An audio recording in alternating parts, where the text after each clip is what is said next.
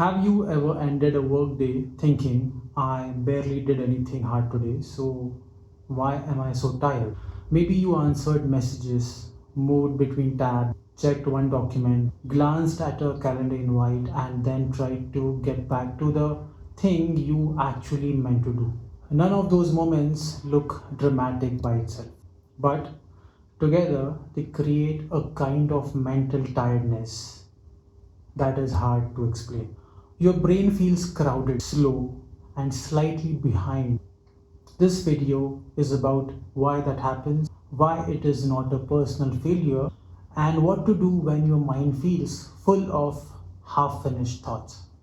The modern workday rarely overloads us with one giant task. It overloads us with too many small returns. Return to the inbox, return to the message thread, return to the draft, return to the thing someone asked you yesterday. The problem is not only the number of tasks, it is the number of open mental loops. Your brain keeps a little piece of each unfinished thing alive because it might matter later. So when you say, my brain feels cluttered, that is oftenly what is happening. You are carrying too many unfinished contexts at once. Now, one reason this feels so bad is that our mental workspace is limited. Psychologists have reviewed decades of short term memory research and argued that the real capacity of focus attention is closer to about four chunks. Now, that does not mean you can only know four things. It means the part of your mind that actively holds things in focus is limited. Now, compare that to a normal day. You are trying to remember the point of a meeting, the next sentence in a draft, whether you replied to a client, what you promised your partner, the idea you had for tomorrow, and the fact that you need to book something before the end of the day. Now, that is definitely not four chunks. That is a crowded room. Now, the second piece is context switching. We like to think of switching as instant. I was in the document, now I'm in the chat. I was in the chat, now I am in email. I was in email, now I am back in the document. But the brain has to reconfigure itself each time. What are the rules here? What matters? What was I trying to do? What information is relevant? What can I ignore? Task switching research has shown that this reconfiguration takes time and attention. The cost may be small for one switch, but modern work is dozens or even hundreds of switches layered across the day. And the hardest part is that the cost is often invisible. You do not get a bill that says that notification cost you 3 minutes of clarity.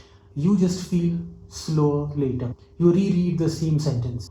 You forget why you opened a tab. That tiredness is not laziness. It is accumulated switching cost. Now there is another idea that explains this beautifully. Attention residue. So what exactly happens when part of your attention remains stuck on a previous task even when you have moved on to the next one? You might be physically looking at the current project, but mentally a piece of you is still thinking about the message you just sent or the decision you postponed. This is why switching away from something unfinished feels different from switching away from something closed. If you stop in the middle of a thought, your brain keeps tapping you on the shoulder. Are we done with that? What happens next? Is it safe to let go? And if you never answer those questions, the residue follows you. That is why a day full of tiny unfinished things can feel heavier than a day of deep work. Deep work has a shape, fragmented work leaves pieces everywhere. You must have observed that a lot of productivity advice tries to help you hold more, track more, or optimize more. But when the problem is mental overload, the better question is, what can I stop carrying in my head? This is where a mental declutter habit matters. Not a giant weekly planning ritual, just a short practice where you externalize what is open. You capture the loose thoughts, like to remind you to ask whether that meeting is still happening, or just a note that the video intro needs a stronger example. Then you give each item a little closure. Is it a task, a worry, a same day idea, something to schedule, something to ignore? The brain relaxes when it trusts that the thought has somewhere to go. Now, this is the natural place for a mental declutter app. This app should not turn every thought into a full productivity project. That is too much friction when your brain is already tired. The real value is helping you clear the mental inbox quickly. Open it, drop the thought, sort it quickly. Then decide what needs action, what needs sparking, and what just needed to be named. Just a place where the brain can stop rehearsing the same open loops. So this app becomes less like a task manager and more like a pressure valve. It helps you move thoughts out of active memory and into a trusted space. Now, here is a simple version you can try today. At the end of the day, set a timer for 10 minutes. For the first 3 minutes, write every loose thought without organizing it. Work, home, worry, creative ideas, unfinished reply.